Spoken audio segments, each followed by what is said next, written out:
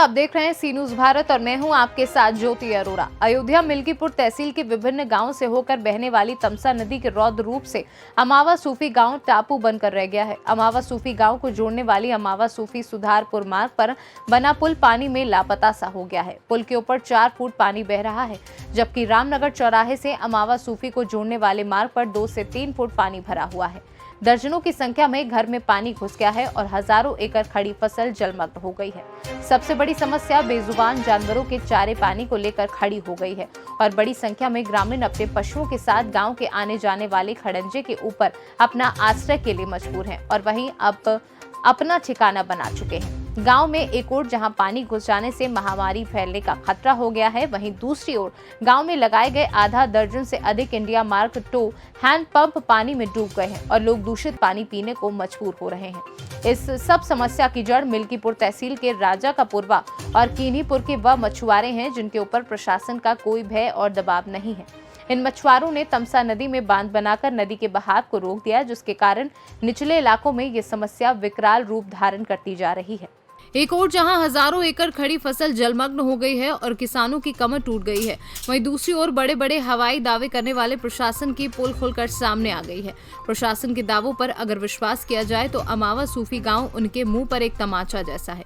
Media कर्मियों के एक समूह द्वारा अमावा सूफी गांव में ग्राउंड जीरो पर जाकर जब मौके का मुआयना किया तो वहां की तस्वीर भरावा देखने को मिली। ग्राम पंचायत के मजरेपुरे कोली में रहने वाले पद्री प्रसाद मिश्रा के घर के चारों तरफ पानी भरा हुआ है और घर की महिलाएं पानी के भीतर से होकर के सड़कों पर जानवरों के लिए चारा का इंतजाम करती हुई देखी गई। वहां से आगे बढ़ने के बाद जैसे ही हम प्राथमिक विद्यालय ग्राम पंचायत अमावा सूफी पहुंचे, वहां आधा दर्जन घरों में पानी घुसा हुआ है। ग्रामवासी जयचंद पांडे, करिया सिंह, राजनाथ आदि के घरों में पानी साफ साफ घुसा हुआ दिखाई दे रहा है। यहाँ तक कि ग्राम पंचायत के प्राथमिक विद्यालय में पढ़ने वाले बच्चों के खेलने के मैदान पर भी पानी भरा है। इसके बाद जब हमारी टीम अमावस उसी से सुधारपुर को जोड़ने वाले एकमात्र संपर्क मार्ग पर पहुंची तो वहां सड़क पर पुल के ऊपर 4 फुट तक पानी बहता हुआ दिखाई दिया। इस पुल के पास स्थित ग्रामीणों के घर जमींदोज हो गए। वहीं ग्रामीण खड़ंजे के ऊपर अपने जानवरों के साथ रहने को मजबूर हो रहे हैं। वह किसी तरह से त्रिपाल तान कर अपना जीवन बसर कर रहे हैं। इसके बाद मीडिया कर्मियों की टीम को अमावा सूफी गाँव के पश्चिम स्थित तमसा का रौद्र रूप देखने को मिला, जहाँ पर हजारों एकड़ धान की खड़ी फसल तमसा के आगोश में समा गई है और किसानों की कमर टूट गई है।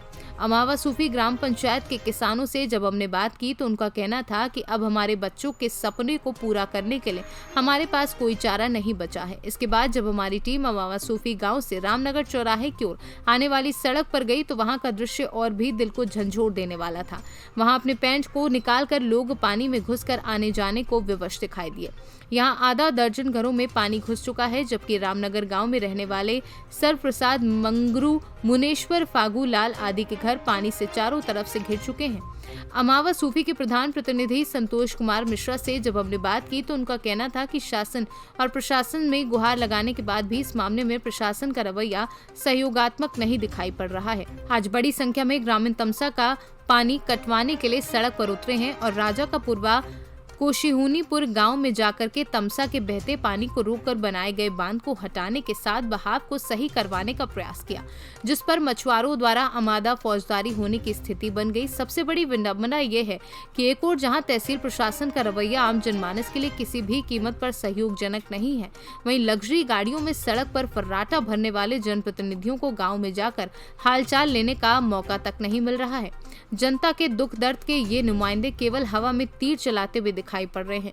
कहने को तो किसान हितैषी होने का ढिंडोरा पीटने वाली सरकार है, लेकिन अमावा सूफी की तस्वीर दिल को झंझोरने के साथ आंख खोलने के लिए काफी है। देखना होगा कि शासन प्रशासन के साथ जनता के प्रतिनिधि कहलाने वाले जनप्रतिनिधियों के आग पर बंधी ये पट्टी कब खुलती है और इस मामले में अब वे क्या कार्यवाही करते हैं। ये ग्राम सभा अमावा सूफी है, ब्लॉक विकास खंड मानीगंज है और पानी की बहुत यहाँ समस्या हुई है। पूरे गांव में जल भराव हो चुका है। प्रशासन से एसडीएम साहब से बात की गई, एसडीएम साहब से सुनने के लिए कोई तैयार नहीं है। वो कह रहे हैं कि आप अपनी स्वयं व्यवस्था करें। अब कम से कम 10-12 घर ऐसे घर हैं कि वो घर से बेघर हो चुके हैं जी, समझे, और रोड पे रह चुके हैं और आवागमन का एक रास्ता छोड़ के सारे रास्ते बंद हैं और कोई प्रशासन ध्यान नहीं दे रहा है। तो कितने लोग घर से बेघर हुए हैं? कम से कम 10-12 लोग घर से बेघर हो चुके ये जो आदमी यहाँ खड़ंजे पर अपना वो छप्पर रख के रह रहा है, इसका घर सामने गिरा हुआ है, जी। इस तरह से कितने परिवार हैं? कम से कम 25 घर होंगे। और प्रशासन से कोई जांच पड़ताल? कोई जांच पड़ताल नहीं। और ये जो फसलें डूब गई हैं, इसका कोई जांच पड़ताल? कोई भी जांच पड़ताल नहीं हो रही है। फसलों का कोई मुआवजा नहीं फसलों का मिला? कोई मुआवजे, कोई बात करने को यहाँ ये तक जनप्रतिनिधि जो आपके क्षेत्र के हैं, विधायक, सांसद, ब्लॉक प्रमुख, ऐसे कोई भी व्यक्ति यहाँ तक आज तक गाँव अमाव सूफी पूछने हालचाल नहीं आया। अयोध्या से सीनू संवाददाता सुनील तिवारी की रिपोर्ट। इस खास खबर में फिलहाल के लिए इतना ही। देश और दुनिया की तमाम बड़ी खबरों के लिए आप देखते रहिए सी न्यूज़ भारत।